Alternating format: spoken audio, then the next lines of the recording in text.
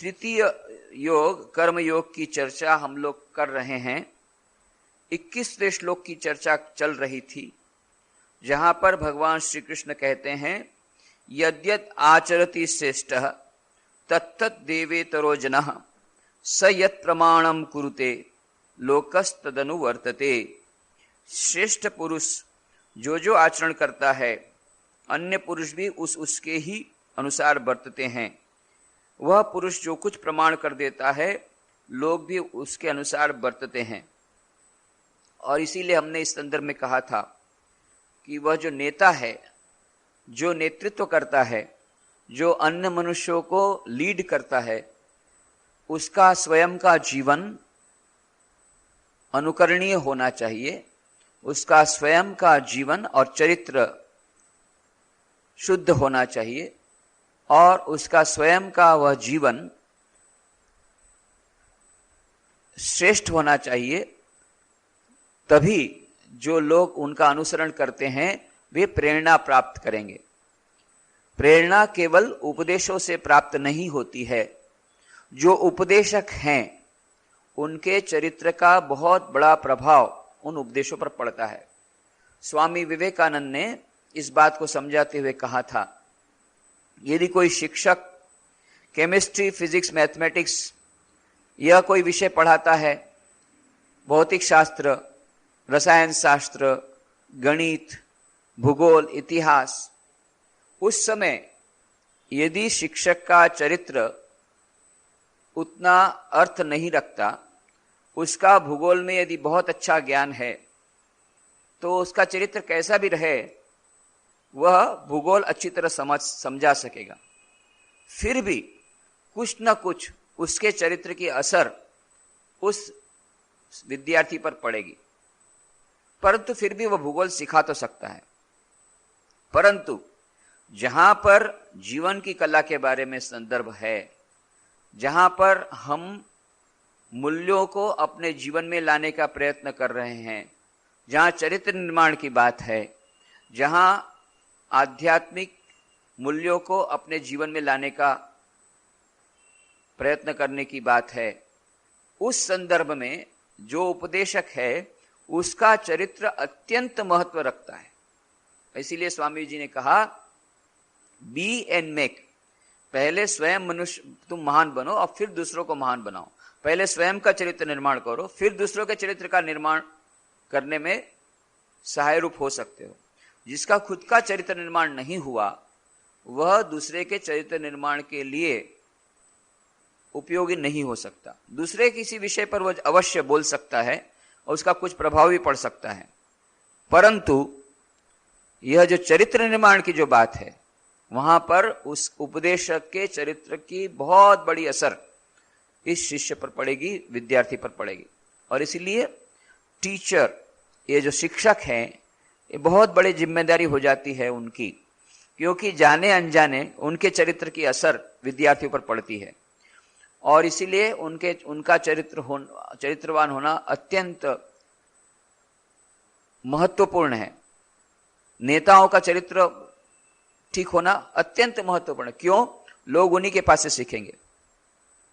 माता पिता यदि अपने बच्चों को बोलेंगे कि ज्यादा टीवी मत देखो, उससे हानि होगी, परंतु स्वयं टीवी के सामने बैठ जाए सारा दिन, तो उसकी कोई असर विद्यार्थी पर नहीं होगी, बच्चों पर नहीं होगी। इसी प्रकार से शिक्षक खुद ही गुटखा खाता है और अपने विद्यार्थियों को भेजता है जरा थोड़ा गुटखा लेके आना, फिर बाद में बोलता है देखो गुटखा खाने से कैंसर होता है, गुटखा नहीं खाना चाहिए, उसकी कोई असर विद्यार्थी पर नहीं होगी। अरे बोले पहले तुम तो छोड़ो, फिर हम लोग छोड़ने का प्रयत्न करेंगे। इसलिए शिक्षक या उपदेशक या जो गुरुजन हैं, जो आचार्य लोग हैं, इसीलिए यद्यत आचरति श्रेष्ठ तत्त देवेचरो। आचार्य कौन है? जो आचरण करके दिखाता वही आचार्य है। तो ये आचार्य माने केवल जो प्रिंसिपल स्कूल कॉलेज के, वही आचार्य नहीं है। जो भी उपदेश देते हैं, माता पिता भी आचार्य हैं एक प्रकार से, और दूसरे आचार्य जो कहते हैं, जो नेता हैं, जो दूसरों को नेतृत्व प्रदान करते हैं, इनका भी खुद का चरित्र अत्यंत प्रेरणादायी होना चाहिए। और इसी संदर्भ में हमने कहा था, स्वामी विवेकानंद ने कहा था, जो सच्चा लीडर कौन हो सकता है, सच्चा नेता कौन हो सकता है? सिरदार वही सरदार। जो सिर दे सकता है वही सरदार हो सकता है। जो कहता है, सेना का जो सरदार है वह युद्ध के लिए जा रहा है और वह सब सिपाहियों के पीछे पीछे खड़ा बोलता है, जाओ जाओ जाओ, एकदम आगे बढ़ो, खूब युद्ध करो, करो करो करो, उसकी कोई असर नहीं पड़ेगी। परंतु नेता खुद सामने जाएगा और फिर बोलेगा, आओ मेरे पीछे आओ, तो सब लोग उसके पीछे आएंगे। तो यह नेता स्वयं क्या करता है उस पर बहुत आधार रखता है। इसीलिए सर्वेंट लीडरशिप की बात आजकल चली हुई है मैनेजमेंट के क्षेत्र में, बहुत वह सुप्रसिद्ध वह कॉन्सेप्ट हो रहा है, बहुत प्रख्याति प्राप्त कर रहा है। 1976 में रॉबर्ट ग्रीनलीफ ने शुरू किया था सर्वेंट लीडरशिप का कॉन्सेप्ट, अभी बहुत पॉपुलर हो रहा है, बहुत प्रख्याति हो रही उसकी। परंतु हमारे लिए तो यह कुछ नई बात नहीं है कि जहां श्री कृष्ण भगवान ने कहा, यद्यत आचरति श्रेष्ठ तत्त देवेतर जना, ये सर्वेंट लीडरशिप की बात उन्होंने कही कि जो गुरुजन है, जो नेता हैं, उनको स्वयं को we have to lead by example, अपने उदाहरण के द्वारा दूसरों को नेतृत्व प्रदान करना है, अपने उदाहरण के द्वारा, केवल उपदेश के द्वारा नहीं। स्वामी विवेकानंद ने कहा, 1 ounce of practice is more important than 1 ton of preaching। 1 ton उपदेशों से 1 अंश जो प्रैक्टिस है, आचरण है, वो आचरण बहुत महत्व रखता है। तो जो आचार्य हैं उनका आचरण ऐसा होना चाहिए कि उनके आचरण से दूसरों को प्रेरणा मिलेगी, और नहीं तो उपदेश से कोई प्रेरणा नहीं मिलेगी। श्री रामकृष्ण कहानी बताते हैं कि एक वैद्य के पास एक माँ गई अपने बच्चे को लेकर के, तो फिर बाद में बच्चे को देख करके कहा कि ठीक है, 1 सप्ताह बाद आइए। 1 सप्ताह बाद आने के बाद उसने कहा, देखो इसके पेट में कीड़ा है, यह जो रोग है, इसके लिए उसको गुड़ खाना बंद करना पड़ेगा, तो उसको बोलो गुड़ नहीं खाएगा। तो अरे भाई, ये छोटी सी बात आप पिछले सप्ताह कहते, इतने दूर से हमको फिर बुलाया। बोले बात यह है कि उस समय जब तुम आए थे तो सामने गुड़ का पूरा डिब्बा रखा हुआ था, तो बच्चे पर कोई असर नहीं होती। बोलते अरे वो खुद जो बोल रहा है वो तो गुड़ का पूरा डिब्बा रखा है और हमको बोल रहा है गुड़ मत खाओ, उसकी कोई असर नहीं होती। वो गुड़ का डिब्बा मैंने हटा दिया, अब वो ठीक सुनेगा कि गुड़ नहीं खाना चाहिए। तो खुद जो गुड़ खाता है दूसरों को बोलता है गुड़ मत खाओ, उसकी कोई असर नहीं होगी। तो यदि माता पिता स्वयं टीवी देखते हैं ज्यादा, बोलते बच्चों को टीवी मत देखो, या शिक्षक स्वयं गुटखा खाते हैं, कहते हैं तुम गुटखा मत खाओ, उसकी कोई असर नहीं होगी। यद्यदि आचरति श्रेष्ठ, और leading by example rather than precept, ये लीडरशिप के मामले में जो मैनेजर है, एग्जीक्यूटिव है, जैसे उस दिन कहा था, एक कलेक्टर, डिस्ट्रिक्ट कलेक्टर आए, वो आकर के अपना आधा घंटा पहले आना शुरू किया, बस सब ऑफिसर लोग अपना टाइम पर आना शुरू किया। इसके पहले कितना नोटिस निकाला था पहले के कलेक्टर ने, ये टाइम पर कोई नहीं आता है, कोई 11 बजे, कोई 11:30 बजे, कोई असर नहीं हुई। पर जो नया कलेक्टर आया उसने कुछ नोटिस नहीं निकाली, वो खुद आकर के 9 बजे हाजिर हो जाते। अब क्या करेंगे, साहब आ गए तो चल जाना ही पड़ेगा, प्यून को तो पहले जाकर दरवाजा खोलना पड़ेगा। फिर बाद में दूसरे डेप्यूटी मजिस्ट्रेट लड़े, बोले वो देख लेगा कि हम लोग नहीं आए हैं, सब टाइम पर आना शुरू हो गया। क्यों? उन्होंने एग्जाम्पल के द्वारा बताया, उन्होंने कुछ कहा नहीं। तो लीडिंग बाय एग्जाम्पल, ये है सर्वेंट लीडरशिप। इसके बारे में भी स्वामी विवेकानंद ने यही बात कही थी, सर्वेंट लीडरशिप की। कृष्ण भगवान भी यही कहते हैं। आजकल ये सर्वेंट लीडरशिप की बोलबाला है, और हमने पिछले वक्त कहा था किस प्रकार से महात्मा गांधी जी ने किस प्रकार से अपने जीवन के द्वारा बताया। उन्होंने इतना सारा सेक्रीफाइस किया, बलिदान किया, परंतु स्वाधीनता प्राप्त होने के बाद वे खुद प्राइम मिनिस्टर नहीं बने, कोई पावर पोजीशन उन्होंने नहीं लिया, कोई नाम यश या किसी प्रकार की पद की उन्होंने प्राप्ति के लिए लालच नहीं की, और पद कोई प्राप्त नहीं किया, पद का त्याग कर दिया, पद की लालसा का भी त्याग कर दिया, परंतु कार्य करने में पहले रहे, सेक्रीफाइस करने में पहले रहे। जो सिरदार वही सरदार, जो सिर दे सकता है, जो बलिदान दे सकता है, अपने अहंकार का बलिदान दे सकता है, जो त्याग कर सकता है, वही आगे बढ़ता है और उसी का लोग सुनते हैं, तो वही सच्चा सरदार बन सकता है। ये स्वामी जी ने कहा था, वो आज इतना ही सत्य है। और आजकल तो मैनेजमेंट के क्षेत्र में कई कंपनियों में बड़े लीडर्स, मैनेजर्स, उसके लिए कहा जाता है कि ये सर्वेंट लीडरशिप को आप पालन कीजिए, तभी आपकी असर पड़ेगी।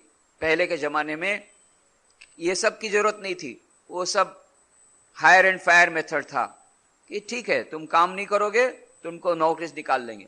अब लेबर लॉज इतने सारे आ गए हैं, नए कानून आ गए हैं, और दूसरा इतने प्रकार की कंपटीशन बढ़ गई है, तो अब वह बात नहीं रही कि किसी भी मनुष्य को, किसी भी एग्जीक्यूटिव को आप फायर कर देंगे, उसको तुरंत दूसरी जगह नौकरी मिल जाएगी, फिर आपकी कंपनी के नाम बदनाम होगा कि यहाँ कोई ऑफिसर टिकता नहीं है, फिर आपको अच्छे आज मनुष्य नहीं मिलेंगे, हाजी हाजी करने वाले मिलते रहेंगे, और फिर ये कंपनी डूब जाएगी। और इसीलिए ये सर्वेंट लीडरशिप का कॉन्सेप्ट चारों ठीक ये बढ़ रहा है। तो इसके बारे में हमने पहले भी चर्चा की थी। यद्यत आचरति श्रेष्ठ तत्त देवेतरो जनः स यत् प्रमाणम कुरुते लोकस्तदनुवर्तते। इसलिए भगिनी निवेदिता ने कहा, स्वामी जी का मुख्य संदेश था बी एंड मेक। पहले तुम स्वयं महान बनो, दूसरों को महान बनाओ, स्वयं अपने चरित्र का निर्माण करो और दूसरों के चरित्र का भी निर्माण कराओ।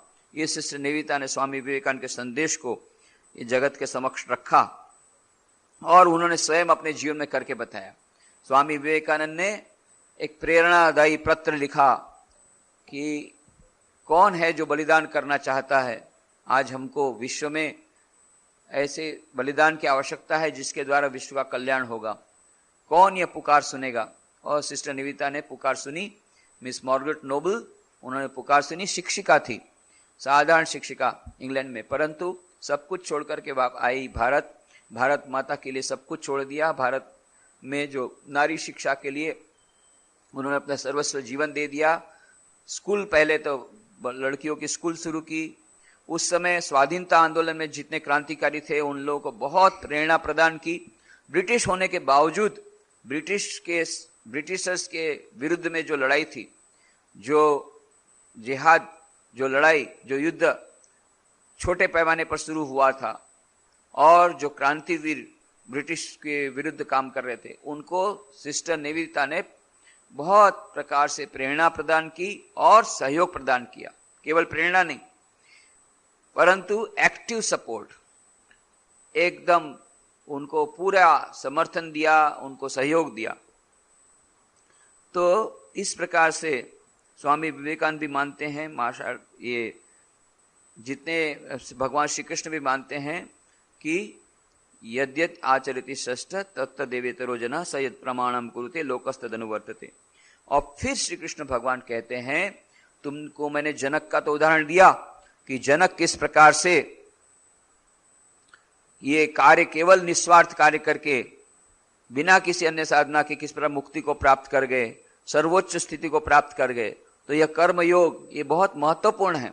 मात्र कर्मयोग के द्वारा ही, यह ही शब्द है वहां पर, मात्र कर्मयोग के आचरण के द्वारा, मात्र निस्वार्थ कर्म के द्वारा, मात्र कर्मयोग के आचरण के द्वारा जनक आदि कई लोगों ने सिद्धि प्राप्त की है। वो परम सिद्धि प्राप्त कर ली, मोक्ष प्राप्त कर लिया। तो इसलिए यह कर्मयोग में कोई हमें शंका नहीं रखनी चाहिए कि यदि हम मात्र कर्मयोग करेंगे तो उसके द्वारा हमें सिद्धि की प्राप्ति नहीं होगी, यह शंका में नहीं रखनी चाहिए। परंतु अर्जुन तो हम लोग के समान ही है, वो शंका करता है, परंतु उसका रहता ही हमारे समान। अच्छा, आप तो जनक की बात बोले, अब जनक तो कितने हजारों साल पहले हुए, कितने सौ साल पहले हुए, जनक हुए थे कि नहीं, और केवल उन्होंने कर्मियों का आचरण किया कि नहीं, ये सब क्या है? हमको तो उस पर कैसे विश्वास करें? जनक तो एक आपने नाम दे दिया, मैंने तो देखा नहीं जनक को, मैं कैसे मानूं? इसलिए श्री कृष्ण भगवान जी, ठीक है, अब जनक के ऊपर विश्वास नहीं है, दूसरे पर उदाहरण नहीं, तो मेरा उदाहरण देख, मैं तो सामने हूं तेरे सामने, मेरा ही उदाहरण देख। न मे पार्थास्ति कर्तव्यम त्रिषु लोकेषु किंचन नान वाप्तम वाप्तव्यम वर्त एव च कर्मणि। पार्थ, हे अर्जुन, मैं माने मुझे, त्रिषु लोकेषु तीनों लोकों में, किंचन कुछ भी, कर्तव्यम कर्तव्य न अस्ति नहीं है, च तथा अवाप्तव्यम किंचित भी प्राप्त होने योग्य वस्तु, अनवाप्तम अप्राप्त न नहीं है, तो भी कर्मणि एव वर्ते, कर्म में ही मैं बरतता हूं। तो यहां श्री कृष्ण भगवान बोलते हैं, ठीक है, तेरे को जनक का उदाहरण समझ में नहीं आता, माने उस पर विश्वास नहीं होता। मेरे को देख, मैं किस प्रकार से काम कर रहा हूं। यहां जो मैं कहा उसको हम दो रूप से ले सकते हैं। एक, ये भगवान श्री कृष्ण जो मनुष्य रूप में है, वे तो कितने बड़े राजा, परंतु अभी अर्जुन के सारथी के रूप में विद्यमान हैं, और वे चाहते तो कार्य से विरत हो सकते थे। कितने भयंकर कार्य में वे लगे हुए हैं, कितने लोगों को समझाते हैं, उधर उनका वध करते हैं, शिशुपाल दंतवक्त्र का वध करते हैं, वह मानो जन्म लेने के बाद पहले राक्षस का वध करते हैं, पूतना, एक के बाद एक कार्य कर ही जा रहे हैं, करते ही जा रहे हैं। तो मानो उनका पूरा जीवन संघर्षों से भरा हुआ है, उनका पूरा जीवन कार्य से भरा हुआ है। तो श्री कृष्ण भगवान बोलते हैं, मेरे को तो कुछ प्राप्त करने योग है नहीं, न तो मैं राज्य चाहता हूं, न मैं धन दौलत चाहता हूं, मैं तो पूर्ण हूं, मुझे कुछ नहीं चाहिए। फिर भी तू तेरी नजर के सामने देख रहा है कि मैं कितना काम करता हूं। अभी तो तेरा मैं रथ हाँक रहा हूं और सब समय कार्य कर रहा हूं, तो मेरी ओर देख, ये मेरा उदाहरण तू देख कि बिना कर्म के हम उस स्थिति को प्राप्त नहीं कर सकते हैं, यज्ञ के रूप में लेना चाहिए। और उतना ही नहीं, जिनको सिद्धि प्राप्त हो गई है, जिनको ज्ञान की प्राप्ति हो गई है, जिनको परम सिद्धि की प्राप्ति हो गई, उनको भी कर्म करना चाहिए। क्यों? उसके बाद का जो कर्म है वो लोक संग्रह के लिए, लोगों के कल्याण के लिए कर। तो दोनों स्थिति में यदि तू कहता है कि मैं अभी सिद्ध नहीं हुआ हूं, तो तुझे कर्म करना चाहिए सिद्धि प्राप्ति के लिए। तो यदि कहता है कि मैं तो सिद्ध हो गया हूं, तो मुझे कर्म करने से क्या फायदा, तो लोक संग्रह के लिए कर्म कर। पर कर्म तुझे अवश्य करना होगा, कर्म अवश्य करनी है। जिन लोगों को सिद्धि की प्राप्ति हो गई उनको भी करना चाहिए लोगों के कल्याण के लिए। ठीक है, उनको तो मुक्ति हो गई, दूसरों का क्या? हजारों लाखों लोग बिलख रहे हैं, रो रहे हैं। श्री रामकृष्ण देव ने यही क्या कहा स्वामी विवेकानंद को। स्वामी जी ने कहा कि आप तो चले जाएंगे, मेरा तो कुछ आपने किया नहीं। श्री रामकृष्ण कहते हैं, मेरा तो दिखता है कितना दर्द है, ये ठीक हो जाने दे, बाद में तुझे जो चाहिए मैं दूंगा। पर स्वामी जी तो एकदम पीछे लगे हुए, अरे डॉक्टर लोगों ने कहा आपका तो रोग असाध्य है, कौन जाने फिर आप रहे ना रहें, आप जाने के पहले हमको दे जाइए। रोज ये पीछे पड़े हुए हैं। फिर श्री रामकृष्ण, अच्छा जा, आज तुझे दे देता हूं, बोल तुझे क्या चाहिए, तेरी क्या इच्छा है? और स्वामी जी बोलते, मेरी इच्छा यही है, बस मैं सब समय शुकदेव के समान समाधि अवस्था में रहूं, बीच बीच में मेरा मन शरीर की ओर जाए ताकि मैं कुछ अन्न ग्रहण कर सकूं, ताकि यह शरीर टिके, और फिर मैं समाधि में रहूं। इस प्रकार से मैं समाधि के आनंद में डूबे रहना चाहता हूं। कोई दूसरा गुरु रहता, कितने खुश हो जाते, कितने प्रसन्न हो जाते, वाह मेरा शिष्य, ये सर्वोच्च स्थिति है, आध्यात्मिक जीवन की सर्वोच्च स्थिति है समाधि स्थिति। उस समाधि स्थिति में रहना चाहता है, वह संसार के कोई सुख भोग नहीं चाहता है, आध्यात्मिक उच्चतम अवस्था चाहता है, बड़े खुश हो जाते। परंतु श्री रामकृष्ण अद्भुत गुरु, ये उनके अद्भुत शिष्य स्वामी विवेकानंद, श्री राम कहते हैं, छी नरेन, मैं तो सोचता था तो एक महान वटवृक्ष की होगा, महान वटवृक्ष के समान होगा, जिसकी छाया तले लाखों लाखों लोग शांति प्राप्त करेंगे, और तू केवल अपनी मुक्ति की बात कर रहा है, केवल अपने आनंद की बात कर रहा है, केवल अपनी समाधि की बात कर रहा है। अरे यह तो निम्न स्थिति है, इससे भी उच्च स्थिति है, समाधि अवस्था से भी उच्च स्थिति है। यह कौन सी? तू नहीं गाता है गीत, तुझसे हमने दिल को लगाया, जो कुछ है सो तू ही है, एक तुझको अपना पाया, जो कुछ है सो तू ही है। एक बार समाधि अवस्था में जब उस परम चैतन्य तत्व की प्राप्ति हो गई, परम आनंद की प्राप्ति हो गई, उसके बाद एक और स्थिति है जिसे श्री राम कैसे कहते थे, विज्ञान अवस्था। विज्ञान अवस्था में मानो वह देखता है कि वही ईश्वर जो समय, स्थल, कार्य कारण इन सब से परे है, बियॉन्ड टाइम स्पेस कॉजेशन, वही परम चैतन्य तत्व, वही परम सत्य, वही वह परम तत्व, यह मानो कण कण में विराजमान है, ओत प्रोत है। ईशावास्य मिदम सर्वम यत्किंच जगत्याम जगत तेन तक्तेन भुंजिता मां हृदय कस सिद्धनम। वो मानो सारे कण कण में व्याप्त है। सर्वम खलु इदम ब्रह्म, प्रत्येक जगह वह ब्रह्म विराजमान है। सर्वतः पाणी पादम तत्, सर्वतः शिशिरो मुखम, सर्वम सर्वम आवृत्य तिष्ठति, सर्वतः श्रुतिमल्लोके सर्वम आवृत्य तिष्ठति, सब जगह उसके पैर हैं, सब जगह उसके हाथ हैं, वह सब जगह व्याप्त है, वह परम ब्रह्म, ये परम चैतन्य तत्व। तो यह मानो और भी उच्चतर स्थिति, समाधि अवस्था में उच्चतर स्थिति। समाधि अवस्था में मात्र ब्रह्म सत्य जगत मिथ्या, पर बाद में ब्रह्म सत्य जगत भी सत्य, जगत भी सत्य। यह पहले जो है ब्रह्म सत्य जगत मिथ्या, पर बाद में स्थिति ऐसी आती ब्रह्म भी सत्य जगत भी सत्य। पर यह अत्यंत उच्चतर स्थिति जहां संसार के प्रत्येक कण कण में उसी परम चैतन्य तत्व की उपलब्धि होती है, जिसे श्री रामकृष्ण विज्ञान अवस्था कहते हैं। स्वामी तुरानंद जी पहले नहीं मानते थे, पहले वो कहते थे वो अद्वैतवादी थे, ब्रह्म सत्य जगन मिथ्या।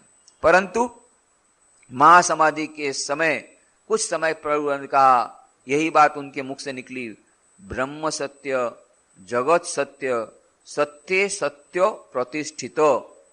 ब्रह्म भी सत्य है और ये जगत भी सत्य है, यह सत्य है उस सत्य में प्रतिष्ठित है। पूर्णमदः पूर्णमिदं पूर्णात् पूर्णमुदच्यते पूर्णस्य पूर्णमादाय पूर्णमेवावशिष्यते। वह जो पूर्ण है वही सब जगह व्याप्त है, और उस पूर्ण में से पूर्ण निकालने के बाद भी वह पूर्ण ही बचा रहता है। पूर्णमेवावशिष्यते, यह जो जगत है यह पूर्ण ब्रह्म है, वो पूर्ण ब्रह्म में से उस पूर्ण को निकाल देने के बाद भी यह जो जगत बचा हुआ है वह भी पूर्ण ही है।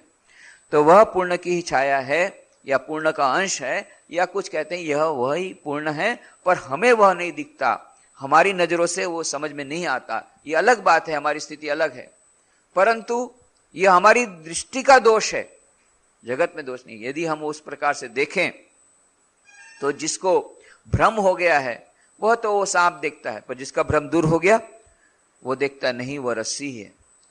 तो इस प्रकार से यह श्री रामकृष्ण देव का कहना था कि ब्रह्म भी सत्य जगत सत्य। तो स्वामी विवेकानंद को उन्होंने कहा, तुम्हें जगत के कल्याण के लिए कार्य करना होगा, और लिख दिया कागज में, नरेन शिक्षे दिवे, नरेन शिक्षा देगा, उपदेश देगा। स्वामी जी ने कहा, विवेकानंद जी, नरेन ने कहा, नहीं नहीं नहीं, मैं ये सब नहीं दूंगा। अरे तू तो क्या, तेरी हड्डी भी करना, हड्डी को भी काम करना पड़ेगा। फिर बाद में करना पड़ा, स्वामी विवेकानंद को कितना काम करना पड़ा। रामकृष्ण मिशन स्थापना की, विदेश गए, उनकी कोई इच्छा नहीं थी। अल्मोड़ा में गए थे एकदम समाधि में लीन होने के लिए, गुफा में, गहरे ध्यान में, पर मानो किसी एक अगम्य एक शक्ति के कारण उनको नीचे आना पड़ा, धरातल पर आना पड़ा। गुफा में रह नहीं पाए, मानो एक अगम्य कोई चैत्य शक्ति उनको बाहर निकाल कर ले आई, जगत के कल्याण के लिए उनके पास से काम करवाया। तो इस प्रकार से स्वामी श्री रामकृष्ण कहते हैं, देखो मैं पहले आम खा लूं और दूसरे लोग बाद में खाएं या दूसरे न खाएं, यह जिस प्रकार से स्वार्थपरायणता है, मैं पहले मुक्ति प्राप्त कर लूं, मैं पहले भगवत प्राप्ति कर लूं, मैं खुद आनंद में रहूं, बाकी लोगों का जो होना होगा होगा, वह भी एक प्रकार की स्वार्थपरायणता है। इसीलिए स्वामी विवेकानंद ने एक नए प्रकार के विचार को प्रस्तुत किया, और उसके बारे में कई लोग, वह एक कंट्रोवर्शियल इश्यू हुआ, कई लोग उसको अपने अपने प्रकार से उसकी व्याख्या करते हैं, परंतु ये स्वामी विवेकानंद ने प्रस्तुत किया अपना नया विचार, वह है समष्टि मुक्ति। उन्होंने यह विचार प्रस्तुत किया कि जब तक भी इस जगत में एक भी व्यक्ति ऐसा है जिसे मुक्ति की प्राप्ति नहीं हुई है, तब तक किसी की मुक्ति नहीं हो सकती। सारे जगत के जितने लोग हैं उनकी मुक्ति एक साथ होगी। और उसके लिए कहते हैं, जीव तो एक ही है, दो तो है ही नहीं, तो जीव कोई अलग अलग तो है नहीं, तो मुक्ति होगी तो सब एक साथ ही होगी। और इसके गुण दोष भी बताए जाते हैं। वेदांत में कहा कि यह जो इसके शास्त्रों के अनुसार यह बात ठीक नहीं है। यह ठीक नहीं होते हुए भी जब यह शरद चक्रवर्ती ने कहा कि यह तो शास्त्र सम्मत बात नहीं दिखती है, तो स्वामी जी ने कहा कि नहीं, एक प्रकार के वेदांतियों का ऐसा ही मत है कि केवल एक ही जीव है सारे विश्व में जो अज्ञान से उपहित हुआ है, और यह अभी हमको लग रहा है इतने अधिक जीवों के रूप में दिख रहा है, पर है एक ही जीव, और वही वह अज्ञान से आवृत हुआ है। जब अज्ञान निकल जाएगा तब सारा का सारा विश्व का अज्ञान निकल जाएगा और सारे विश्व के सभी लोग एक साथ मुक्त हो जाएंगे। ऐसे एक प्रकार के वेदांतियों का मत है, ऐसा स्वामी जी ने कहा। परंतु फिर स्वामी जी ने यह भी स्वीकार किया, हालांकि उसमें गुण दोष दिखाए जा सकते हैं, परंतु फिर स्वामी जी कहते हैं शरद चक्रवर्ती को, उनके शिष्य को, पर उस मनुष्य के हृदय की कल्पना तो कर। जो मनुष्य ऐसा सोचता है कि जब तक इस विश्व में एक भी व्यक्ति ऐसा है जिसकी मुक्ति नहीं हुई, तब तक मैं अविरत दूसरों की मुक्ति के लिए कार्य करता रहूंगा, इसके हृदय की बात सोच। और सचमुच में बौद्ध धर्म में वह एक प्रकार का जो बोधिसत्व की जो धारणा है, बोधिसत्व वह है जिसे अत्यंत उच्चतम स्थिति प्राप्त हो गई है। वह चाहे तो निर्वाण की स्थिति में जा सकता है, परंतु वह निर्वाण स्वीकार नहीं करता। वह कहता है जब तक इस विश्व में एक भी व्यक्ति ऐसा है जिसे निर्वाण प्राप्त नहीं हुआ, वो परम स्थिति प्राप्त नहीं हुई, तब तक मैं निर्वाण प्राप्त नहीं करना चाहता। मैं लोगों के दुखों को दूर करने का प्रयत्न करता रहूंगा। ठीक मानो यही बात स्वामी विवेकानंद ने अपने पत्र में लिखी थी। मिस मैरी हेल को उन्होंने पत्र में लिखा कि Mary, I had to talk a lot about my self because I owed that to you. Now I feel my task is done. At the most 3 or 4 years of life is left behind. I never wanted earthly enjoyments. I have lost all wish for my salvation. I must see my machine in strong working order, and knowing for certain that I have put in a lever for the good of humanity, which no power can yet drive back, at least in India, I will sleep without caring what will be next. And may I be born again and again, and suffer thousands of miseries, so that I may worship the only God that I believe in, the only God that I believe in, the only God that I worship, the sum total of all souls, and above all, my God the wicked, my God the miserable, my God the poor of all races of all species, is the special object of my worship. Swami ji कहते हैं कि Mary, मुझे तुम्हें बहुत सारी कैफियत देनी पड़ी क्योंकि वह आवश्यक था, पर अब मेरी सब इच्छाएं पूर्ण हो गई है। बस अब 3 या 4 साल बस मुझे जीना बाकी रहा है। 1897 में यह बात उन्होंने लिखी। उस समय किसी ने कल्पना नहीं की थी। मात्र 35 साल की उम्र, 1833, और ठीक 1902 में उन्होंने शरीर छोड़ दिया। मात्र 3 या 4 साल मुझे बाकी, अभी मेरी जिंदगी शेष रहेगी। मेरी सब इच्छाओं तो पूरी हो गई है। मेरी अब कोई अपनी खुद की निजी इच्छा नहीं है। बस मेरी एकमात्र इच्छा है एक मशीन शुरू कर दूं जगत के कल्याण के लिए। वही जो रामकृष्ण मिशन, उसी को उन्होंने कहा वो एक प्रकार का मशीन है, एक प्रकार का ऐसा यंत्र है। उस यंत्र के सहारे जगत का कल्याण होता रहेगा।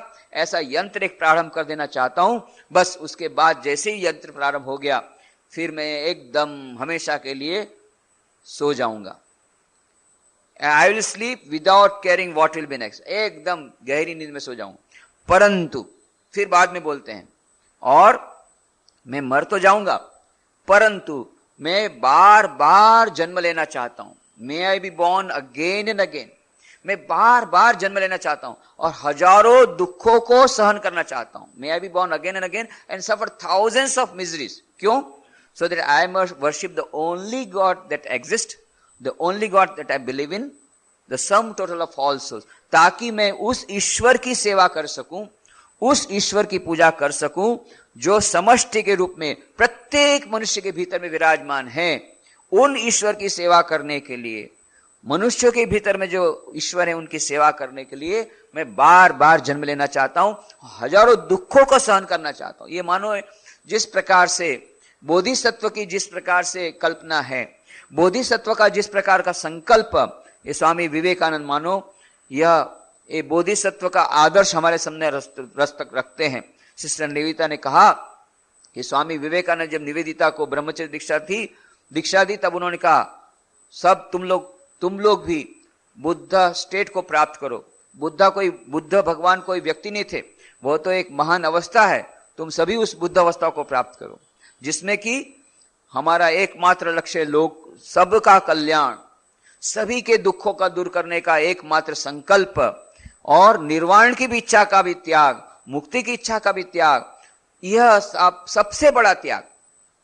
सब बाकी सब तो त्याग वो तो है ही है, वो त्याग तो दिखाया स्वामी विवेकानंद ने, पर उन्होंने सबसे बड़ा त्याग दिखाया कि आज तक जो किसी ने नहीं दिखाया। आदि शंकराचार्य ने भी यही कहा, मुक्ति मुक्ति मुक्ति, एकमात्र उद्देश्य है मुक्ति प्राप्त करना, आत्म साक्षात्कार करना। यही उद्देश्य सभी लोगों ने रखा। और भगवान बुद्ध थे जिन्होंने एक नया आदर्श रखा, केवल अपनी मुक्ति नहीं, केवल अपना यह निर्वाण की स्थिति प्राप्त करना नहीं, परंतु जब तक दूसरे लोग को, सभी को, प्रत्येक मनुष्य को वह निर्वाण प्राप्ति नहीं, तब तक वह अविरत कार्य करना, वह है बोधिसत्व की अवस्था। जो महायान बुद्धिज्म में वो बोधिसत्व की बात है। तो स्वामी विवेकानंद मानो वो महायान बुद्धि, वो जो बोधिसत्व के, जो महायान बुद्धिज्म जो बोधिसत्व की धारणा के समान ही मानो कहते हैं, मैं हजारों बार जन्म लेना चाहता हूं और हजारों बार जन्म लेना चाहता हूं और हजारों दुख सहन करना चाहता हूं, ताकि मैं उस ईश्वर की सेवा कर सकूं, पूजा कर सकूं, जो समष्टि के रूप में प्रत्येक मनुष्य के भीतर विराजमान है। और specially my god the wicket, जो बदमाशों के भीतर में, दुष्टों के भीतर में जो भगवान है, उसकी मैं पूजा करना चाहता हूं। आज तक किसी संत ने, किसी महापुरुष ने यह बात नहीं की। My god the wicked, my god the miserable, my god the poor of all races of all species is the special object of my worship. मेरी उपासना का मुख्य केंद्र बिंदु कौन है? मेरी उपासना का मुख्य केंद्र बिंदु है वह जो गरीब है, जो दुखी है, और सबसे अधिक तो जो बदमाश है, जो दुष्ट है, उसके भीतर जो परमात्मा है, उसकी मैं सेवा करना चाहता हूं। ये आज तक किसी ने नहीं कहा। माई गॉड द विकेड, ये किसी ने नहीं कहा। माई गॉड द मिजरेबल कहा, दुखी लोगों की सेवा करो, दरिद्र लोगों की सेवा करो, परंतु बदमाशों के भीतर में जो भगवान है, उसकी भी मैं सेवा करना चाहता हूं। जो दुष्ट हैं, जो उस भगवान, वो दुष्ट के भीतर में भी वो भगवान है, उनको मैं, उनके भीतर भी भगवान को देखना, ये अत्यंत उच्चतम स्थिति की बात, ये स्वामी जी ने उस प्रकार की बात कही। तो कहने का मतलब यह leading by example. Swami ji कहते हैं निस्वार्थता ही धर्म है, स्वार्थ परायणता ही अधर्म है। Unselfishness is God, unselfishness is religion, and selfishness is not religion. यह उन्होंने जो कहा था। And what ever is selfish is immoral, what ever is unselfish is moral. कौन सी वस्तु नैतिक है या अनैतिक है कैसे पता पड़ेगा? एकमात्र उन्होंने बताया यार्ड स्टिक, उसकी परीक्षा है, उसका मापदंड है, कौन कितना स्वार्थी है उतना वह अनैतिक है।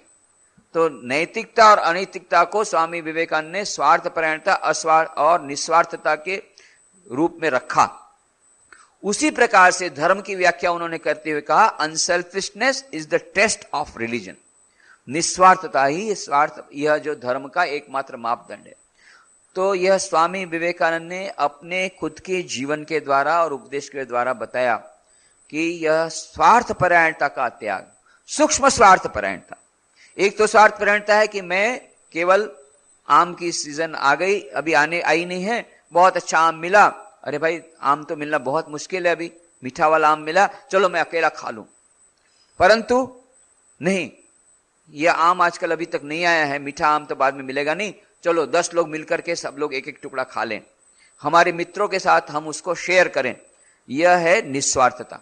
यह छोटे मामले में जिस प्रकार से है, अत्यंत सूक्ष्म स्वार्थपरायणता यह है मैं पहले भगवान की प्राप्ति कर लूं, मैं पहले मुक्त हो जाऊं, बाकी लोग का जो होना होगा होगा, अब कौन उसको जाने, मैं तो अपने प्राण को बचा लूं।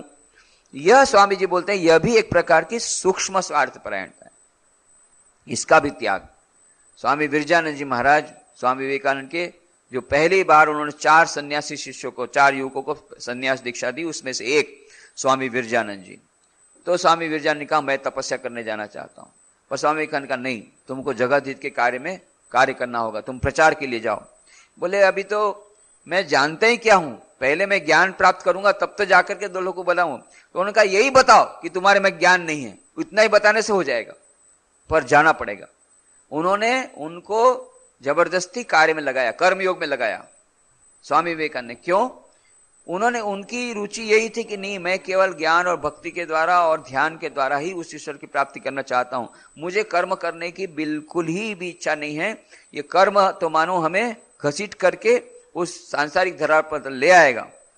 पर स्वामी जी का नहीं, भले तुम्हारी साधना में केवल ध्यान, तुम्हारे लिए ध्यान ज्यादा तुम्हारे लिए महत्व है, लोक कल्याण के लिए आज कितने लोग भूखे मर रहे हैं, कितने लोग दुखी हैं, ये लोग को छोड़ करके जो लोग तुम्हें इस प्रकार की भिक्षा देते हैं, उनके तुम सोचते नहीं हो, उनके दुख के बारे में न सोचते हो, केवल अपनी मुक्ति के बारे में सोचते हो, यह भी एक प्रकार की सूक्ष्म स्वार्थपरायणता है।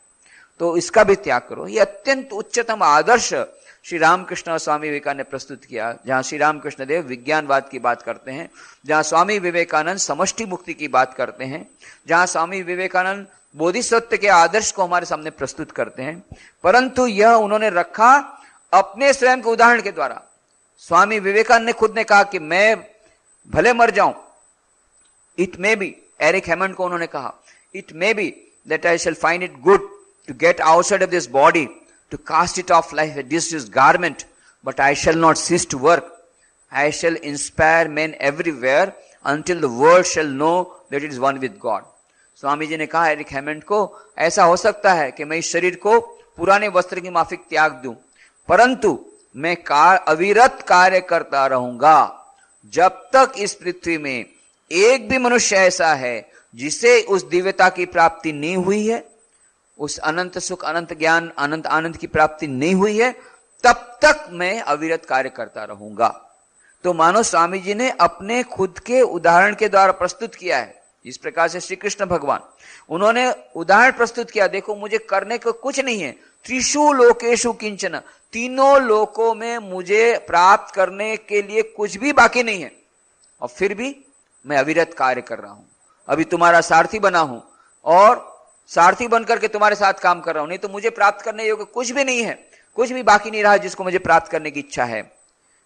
कितने राजाओं को उन्होंने बनाया और कितने, परंतु हम उनके जीवन में क्या देखते हैं? श्री कृष्ण भगवान के जीवन में बचपन से जन्म लेने के साथ ही संघर्ष संघर्ष संघर्ष, कार्य कार्य कार्य, एक के बाद एक राक्षस का संहार करते हैं, युद्ध करते हैं, युद्ध करते हैं, युद्ध करते हैं।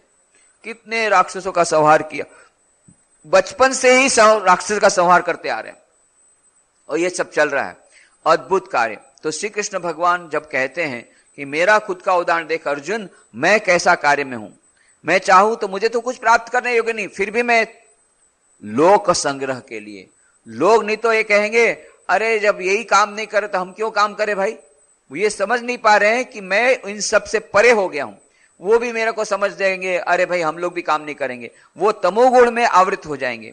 सत्वगुण और तमोगुण बाहर से देखने में एक ही लगता है, और सब लोग समझते हैं कि हम लोग सत्वगुणी हो गए, कार्य नहीं करते हैं सत्वगुणी हो गए।